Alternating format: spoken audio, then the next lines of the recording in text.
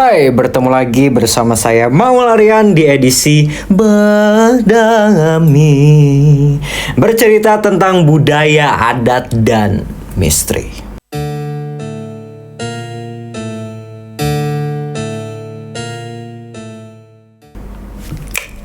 Di video kali ini dengan baju yang sama nih sama video kemarin guys, kita akan membahas salah satu cerita lagi yang beredar di masyarakat, khususnya Lembang, Jawa Barat, Indonesia. Tentunya dulu kita ngebahas Indonesia dulu ya. Oke, siapa yang tahu dengan legenda Tangkuban Perahu? Siapakah sang kuryang? Apakah benar ada seorang wanita yang menikah dengan anjing? Apakah benar Gunung Tangkuban Perahu yang kita lihat sekarang sebagai salah satu destinasi wisata itu adalah perahu terbalik yang dulunya ditendang oleh sang kuryang? Apakah iya? Lantas kebenaran dan cerita apa lagi sih yang berkaitan dengan legenda Tangkuban Perahu? Mari, siapapun kamu, mari berbincang dan bertukar pikiran dengan Maul Aryan. Bagikan ilmu, tanggapan, dan sudut pandangmu di kolom komentar. Tinggalkan tatapakan, jangan lupa like, subscribe, comment, turn on notification, and share in your social media. Let's move to the story. Sang kuryang. Jadi cerita yang beredar di masyarakat itu gini guys. Dahulu kala di sebuah kayangan. Waduh, kayangan gak tuh? Ada seorang dewa-dewi yang membuat kesalahan di kayangan. Nah, mereka harus menjalani hukuman di bumi dan harus berbuat kebaikan. Keduanya berubah bentuk menjadi seekor babi dan seekor anjing. Babi hutan jelmaan dewi bernama Wayung Hyang, dan seekor anjing jelmaan bernama Tumang. Babi hutan ini harus melakukan kebaikan-kebaikan di dalam hutan, dan anjing jelmaan dewa itu mengabdi di sebuah kerajaan sebagai anjing pemburu pada seorang raja bernama Sungging Perbangkara. Siapakah Siapakah Sungging Perbangkara? Tulis di kolom komen guys. Yang tahu ya, yang tahu aja nih. Enggak. Pokoknya semua boleh komen ya. Kita boleh bertukar pikiran, bertukar pendapat di kolom komentar, oke? Nah, suatu hari Raja Sungging Prabangkara ini sedang berburu ke hutan di tepi kerajaan. Selesai berburu, Raja Sungging Prabangkara ini buang air kecil. BAK guys. Pada sebuah daun caring. Ia meninggalkan daun caring yang di dalamnya ada air kencingnya. Jadi di dalam daun caring itu tergenang air kencing Raja Sungging Perbangkara ini. Nah, setelah meninggalkan tempat itu, tiba-tiba, jeng, ada soundnya ya. Tiba-tiba datanglah seekor babi yang sedang kehausan. Sudah ketebak babinya? Ya, bukan mantan kamu guys, bukan ya. Kita di sini sedang berbicara tentang legenda Tangkuban Perahu. Jadi babi yang dimaksud ini adalah babi tadi, jelmaan dari siapa? Dari Hyang. Salah lagi namanya. Wayung Hyang, dari jelmaan dewi yang ada di kayangan ya guys. Nah, lagi haus, diminumlah itu air yang ternyata air kencing dari Raja Sungging Perbangkara. Tanpa butuh waktu lama, tiba-tiba tidak disangka Wayung Hyang itu hamil. Karena ternyata dari air seninya atau air kencingnya itu mengandung sperma yang menyebabkan Wayung Hyang hamil. Nah, beberapa bulan kemudian Wayung Hyang melahirkan seorang putri yang cantik jelita. Ia membersihkan tubuh bayi itu dengan cara menjilatinya. Kemudian Wayung Hyang langsung meletakkan bayi itu di atas batu yang sangat besar di balik semak-semak dan berharap Raja Sungging Perbangkara dapat menemukannya. Nah, tapi kalau di cerita yang ini tuh bayinya sengaja disembunyikan karena agar ketahuan. Tapi di cerita lain aku ngedenger nih lagi melahirkan gitu, brojol. Kaget karena ada yang berburu. Karena takut ketahuan, ya disembunyikan gitu. Jadi ada dua versi nih. Versi yang pertama sengaja disembunyikan agar ketahuan. Versi yang kedua sengaja disembunyikan agar tidak ketahuan. Jadi yang mana yang benar? Boleh tulis di kolom komen. Barangkali bagi teman-teman yang tahu tentang cerita ini, kita berbagi pendapat, berbagi ilmu, dan berbagi bertukar pikiran bersama Mall Orion. Terus di kolom komentar ya guys. Oke, lanjut ke ceritanya. Sang raja sangat suka berburu kembali ke hutan. Sungging Prabangkara yang sedang memburu kijang mendengar suara tangisan bayi. Salah. Gimana tangisan bayi guys? Gimana tangisan bayi? Terus di kolom komen. Nah, ia mencari asal suara tersebut dan ditemani oleh anjing yang bernama Tumang. Akhirnya menemukan bayi perempuan itu. Ia sangat terkejut. Membawa bayi itu ke istana. Ia mengangkat bayi perempuan tersebut sebagai anaknya dan diberi nama Dayang Sumbi. Waktu berjalan dengan cepat, Dayang Sumbi tumbuh menjadi seorang putri yang cantik. Nah, kalau udah masuk ke cerita ini, kayaknya teman-teman udah pada tahu. Ceritanya seorang putri yang sedang menenun. Kemudian saat menenun tiba-tiba benangnya jatuh, menggelitik. Tolong. Jatuh ceritanya jauh guys. Terus melamun, apalagi di film-film Susana guys, ada nih. Melamun dan aku sangat malas sekali mengambilnya. Barang siapa? langsung berapa sih itu namanya guys? Bernazar. Berdentam, bukan. Ini nazarnya bukan nazar penyanyi guys. Lagian nazar penyanyi lagunya bukan berdetam-detam dentum. Oh iya. Gimana lagu nazar penyanyi guys? Sebagai mati lampu, ya sayang, seperti mati lampu, cintaku tanpa pamu. Oke, skip.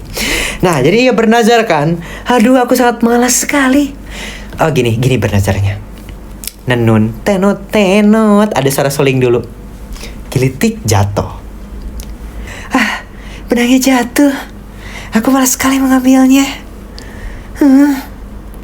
Bukan gitu.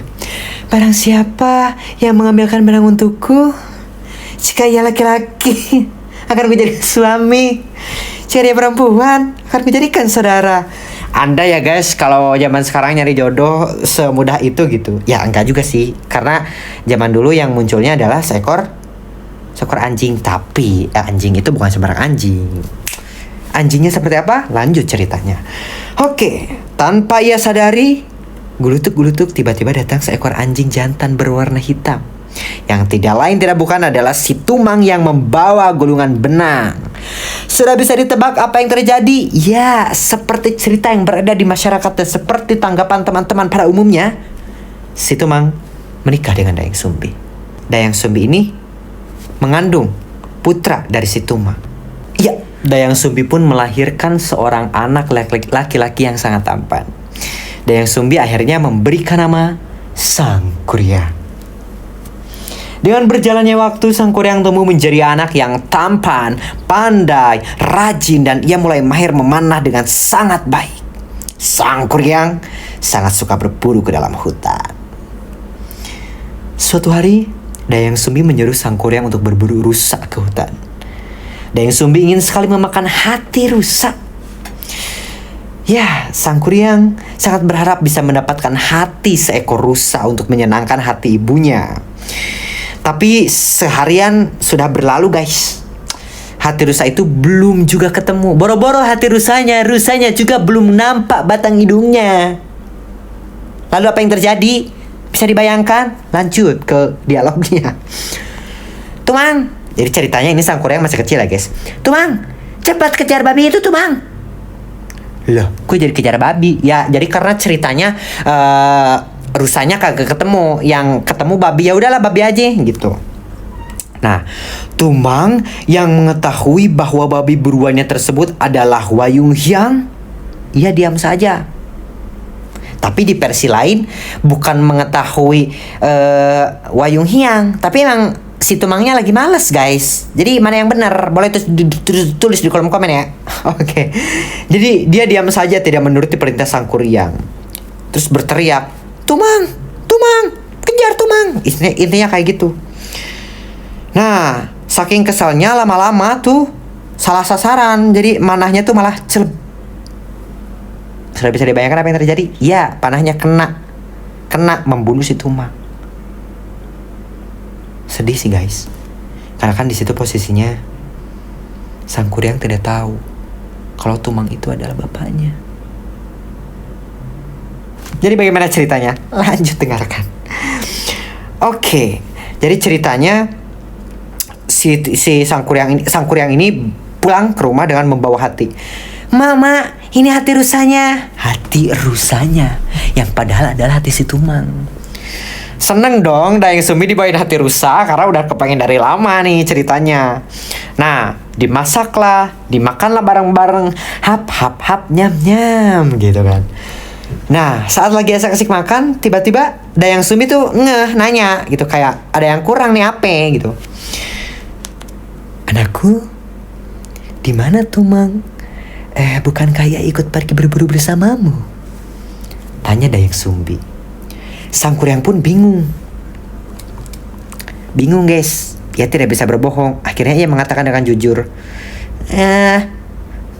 maaf bu. Sedih guys, oke sedih. Maaf bu, sebenarnya aku tidak membunuh hati rusa. Hati yang kita makan adalah hati si Tumang. Apa? Jeng jeng jeng jeng, terang trong. Mungkin ini sound effect yang tegang ya guys. Ya seketika Dayang Sumbi marah. Tanpa ia sadar dengan emosi dan amarah yang ada, dia memukul kepala si Tumang dengan centong nasinya hingga menimbulkan luka di kepalanya, bercucuran darah. Barusan gue ngomong kepala si Tumang, kepala Sangkuriang. Pokoknya itu di tok-trokeun. Ya pokoknya itu di luka itu kena di kepala Sangkuriang. Akhirnya Sangkuriang sakit hati dan pergi dari rumahnya. Bertahun-tahun berlalu. Ceritanya Sangkuriang sudah tumbuh menjadi sosok seseorang pemuda yang gagah. Ia senang berburu. Dan di sisi lain Dayang Sumbi nih cantik jelita guys, berumur tapi wajahnya sangat-sangat muda dan tidak berubah sama sekali seperti orang-orang tua pada umumnya, karena ia memakan dedaunan. Jadi buat teman-teman yang pengen awet muda, makanlah dedaunan. Apakah itu mitos atau fakta? Boleh teman-teman yang tahu jawabannya tulis di kolom komentar ya. Jadi bagaimana nih? Apakah harus setiap hari makan lalap atau bagaimana? Tapi emang sih katanya ya guys, menurut dokter siapa? Cari aja di Mbah Google. Memang kalau kita menjadi seorang vegetarian bisa lumayan mengawetkan kemanisan masa muda kita. Oke, itu mah bukan dongeng kita ya. Pokoknya itu silakan tulis di kolom komentar aja kebenarannya bagaimana. Kita lanjut ke cerita Sangkuriangnya. Nah, dari ceritanya Sangkuriang udah tumbuh jadi pemuda yang gagah.